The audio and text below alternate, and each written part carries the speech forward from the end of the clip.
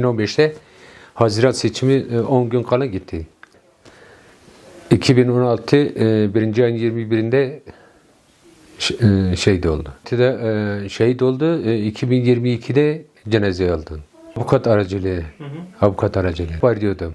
Hep arıyordum. 2022'de inşaat çalışma nedeni de orada çıktı. Yani çıkartmıyordular. Ben 3 seferde savcıyı gönderdim. Oraya avukat aracıyla. Emniyet kafana koymuştu diyor biz aramıştık. Yok burada arada 1 metre ya vardı ya yoktu. Yani emniyet orayı aramıştı. Orada yokmuş ama yani 70-80 santim arayla cenazesi çıktı. O zaman oluyordu. Cenazeden sonra olmadı. Cenazeden sonra olmadı. Cenazeden sonra nasıl olmadı? Cenaze avukat bana haber verdiği zaman ben dedi o zaman hani sıkıntıydı ya.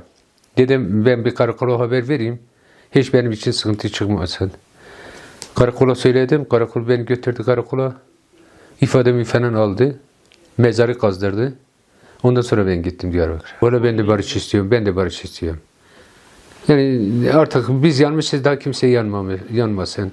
Hem zindandaki bizim vatandaşlar hem dışarıdaki vatandaşlar. Yani o zindandaki vatandaşlar suçsuz hatasız içerideler. Ne iki Kürtmüş. Ben onlar için de barış istiyorum. Niye barış olmasın ki? Biz de onu bekliyoruz ama atamıyor. Biz de onu bekliyoruz. Partide devamlı dile getiriyor. Hele bir adım yok. Madem olmuş ben istiyorum her şey olsun. Yani Kürtler için her şey olsun. Dili de olsun, okuması da olsun, özgürlüğü de olsun, mecliste de serbest konuşsun. Ben her şeyi istiyorum. Yani öyle istiyorum ki öyle olsun. Türkler Türkiye'de yok idi ki. Kürtler vardı. Hep dışarıdan gelen bana da söylemişler. Valla bana da birkaç kişi söylemiş. Biz de diyor biz dışarıda gelmişiz.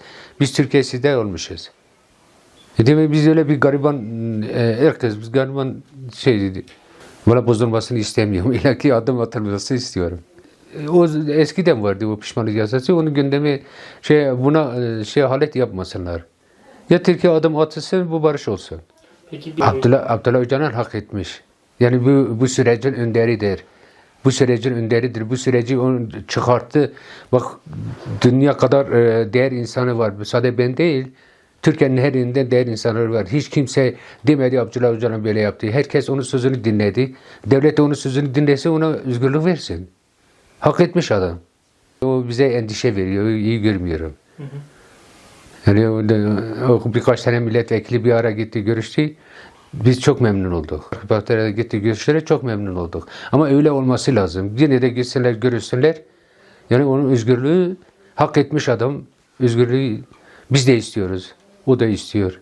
Yani bütün Kürtler istiyor, devlet de istiyor. Ama o iktidardaki bir adım atamıyor. Valla bozulursa biz çok daha da üzülürüz. Yani biz o çekmişiz, daha da çekeriz. Selahattin Demirtaş suçsuz hatasız içeride. Onu da bırakması lazım. Yani bütün zindandaki arkadaşlar hep suçsuz hatasız.